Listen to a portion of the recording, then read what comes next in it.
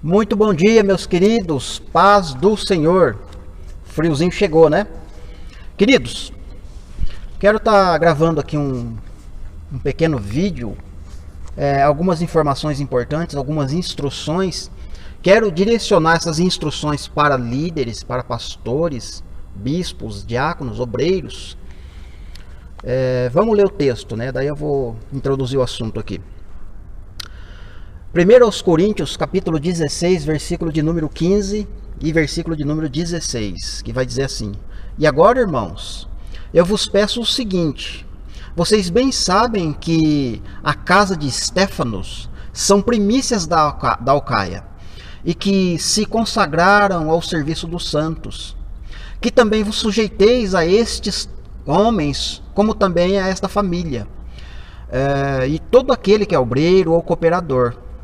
Reconhecei, pois, a homens como este, né? Então eu estou resumindo aqui uma pequena frase que ele vai falar mais embaixo. Então Paulo começa a dar instrução para a igreja, né? Ou para as igrejas, né? Nas suas localidades. E ele está viajando, ele está falando que eu vou chegar em tal dia. No início do capítulo ele vai falar, ó, já deixa a oferta, já deixa a vossa contribuição preparada para que quando eu chegar, vocês não vão fazer na correria, né? De qualquer forma. Então vai se preparando, já deixa tudo preparado, porque quando eu chegar, aí vocês apresentam a oferta e vamos direcionar as ofertas, vamos distribuir ali a questão de finanças, né, para a obra do Senhor. Muito bem. E ele está falando dessa família, né, de Estéfanos, que é para honrar Estéfano, é para observar a vida e a família de Estéfanos, que se tornaram obreiros e cooperadores e que são muito importantes para o ministério do apóstolo Paulo, que ajudou muito ele. Tá bom? Então esse é mais ou menos, basicamente, o contexto, né, daquilo que a gente vai estar falando agora. Eu queria estar falando aqui sobre o dízimo. Já tenho vários vídeos, né, sobre dízimo, 6 ou 7 vídeos, né? Inclusive eu quero colocar todos os links dos vídeos nos comentários deste vídeo aqui, tá? Então eu quero direcionar essa instrução para os pastores, para os líderes, para as pessoas que estão incumbidas de alguma forma em liderar o rebanho, o ministério, alguma coisa envolvido a diácono, a obreiro, como o Paulo está escrevendo aqui. Então, queridos, dízimo é primícias, e primícias é dízimo. Lá na lei, tanto primícias como dízimos eram os primeiros frutos de quem trabalhava na lavoura, ou de quem trabalhava com rebanho de animais. Os primeiros animais eram dízimo, entende? Animal e alimento, dízimo, primícias. Quando entra a questão de renda, financeiramente falando, agora, para quem não trabalha nem com animal, nem com lavoura, com legumes e frutas, mas trabalha de uma outra forma, que só trabalha com dinheiro vivo, como que funciona isso? Aí como Paulo falou, coletas, né? Ofertas voluntárias, né? Ajuda financeira para o sustento da obra. E essa oferta tem que ser de acordo com a prosperidade de cada um, já como Deus coloca voluntariamente no coração de quem está contribuindo, né? Ok.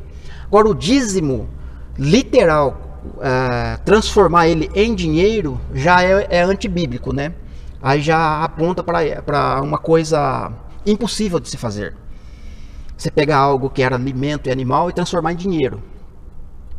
Embora os dois vão falar de recursos, né? De ajuda para o sustento da obra. Uma coisa é certa, eu concordo. Mas agora dizer que o dízimo 10% é dinheiro, aí você está indo de encontro à palavra. E o pior de tudo nem é tanto isso. O pior de tudo é que no futuro, né?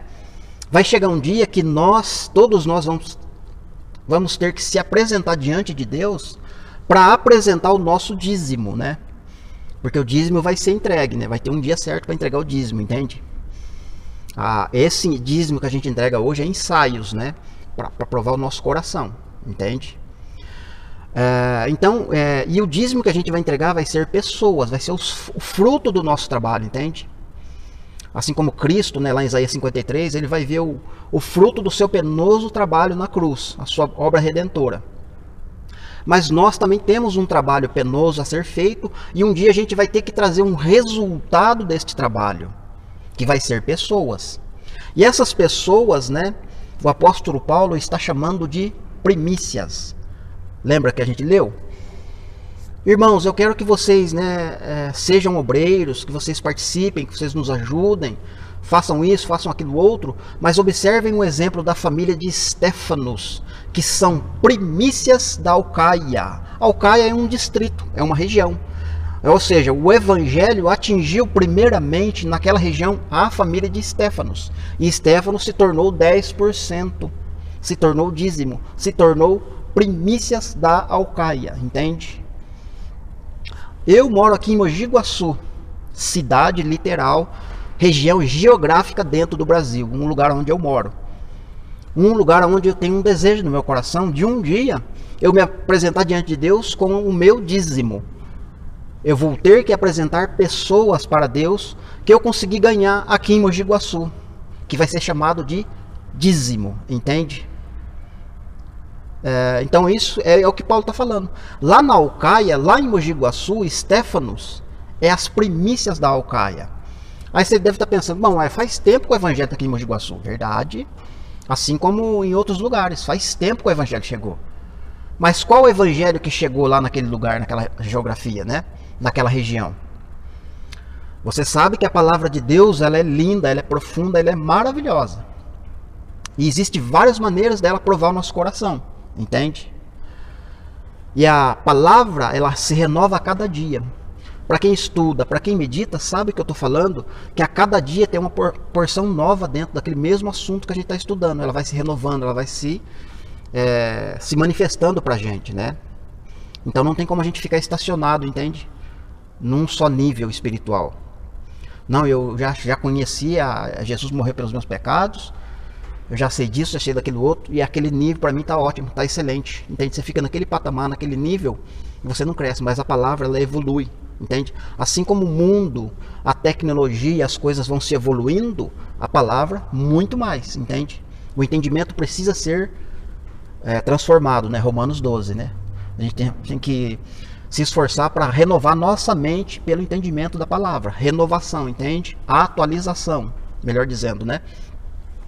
Então o evangelho que hoje é anunciado de repente, pastor, pelo senhor ou por outra pessoa,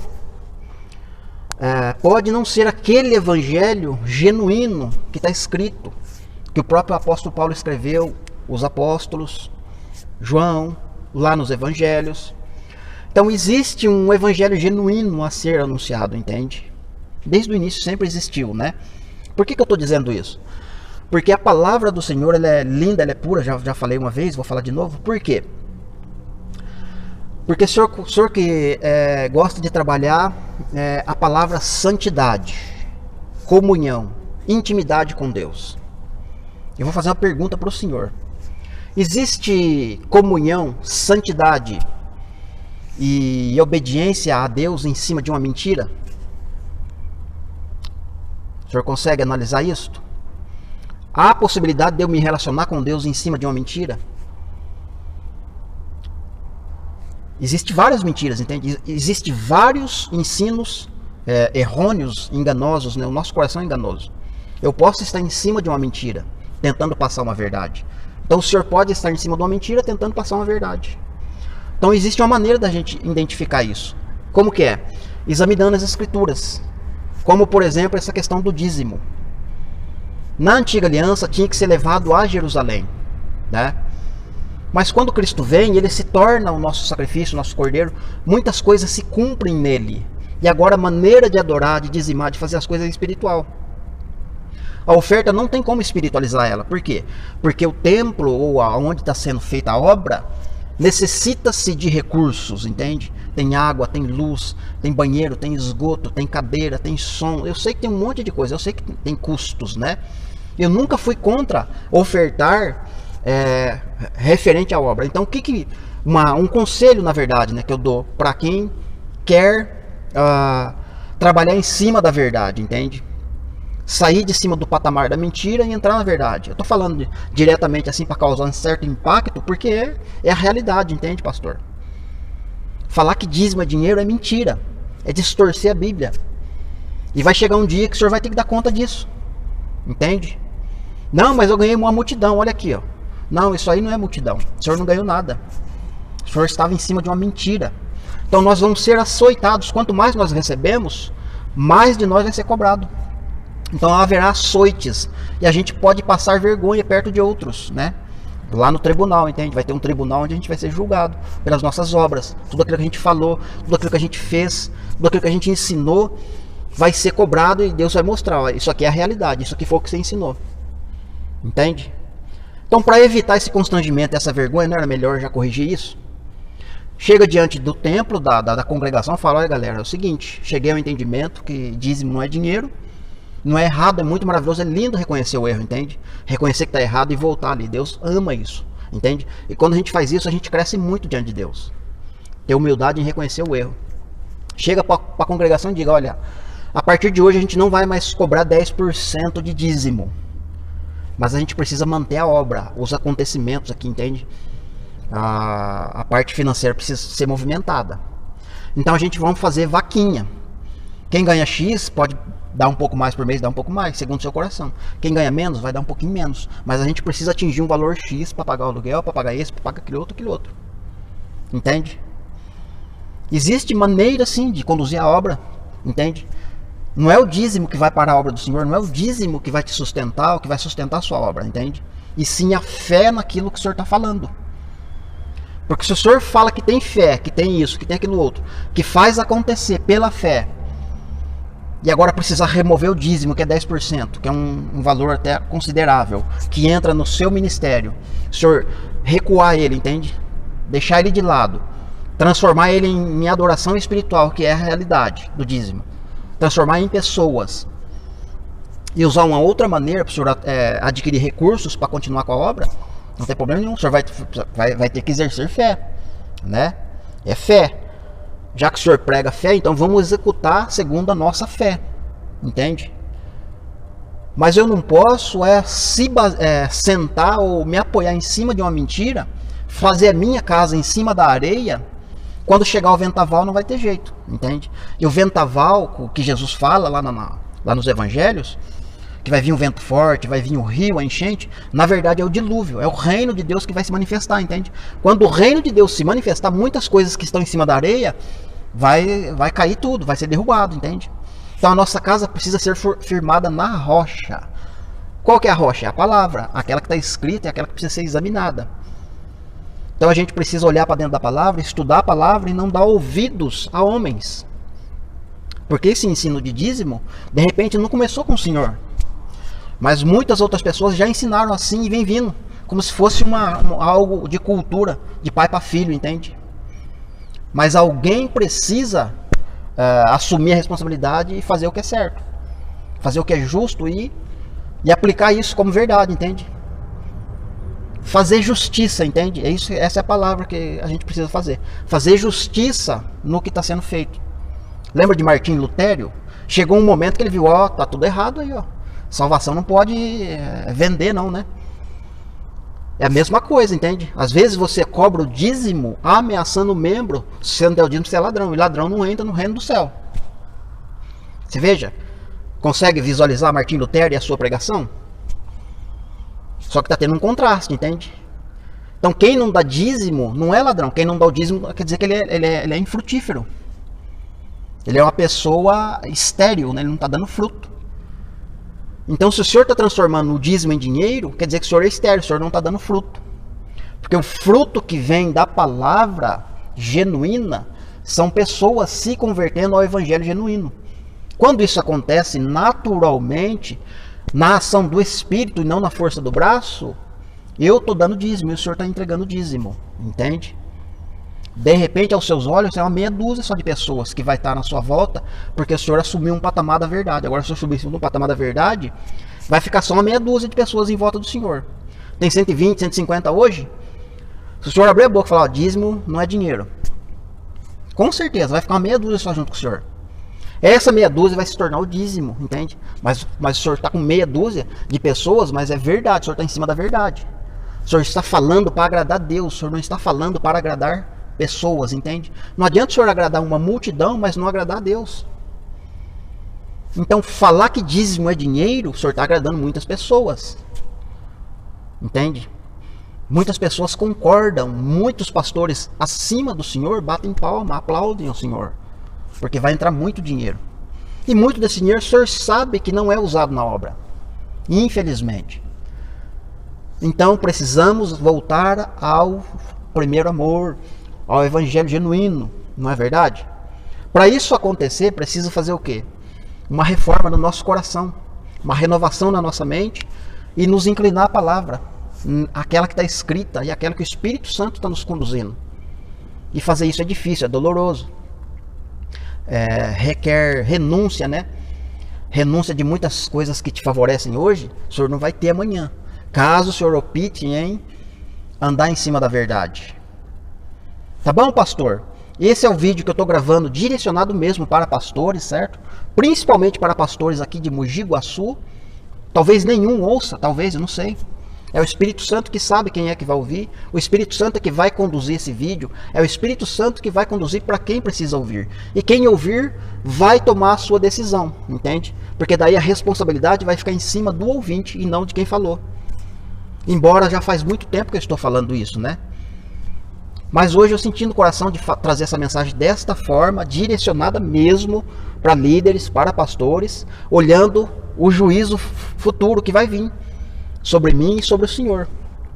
E lá a gente vai ouvir da boca do pastor, né? Olha, aquilo que você falou tá certo, aquele outro é mentira. Entende? Então, para evitar esse constrangimento futuro, porque a gente não sabe que dia que Deus vai vir buscar a gente, entende? A gente pode estar falando hoje e amanhã perecer. E aí naquele dia a gente for ressuscitado e passar por essa situação.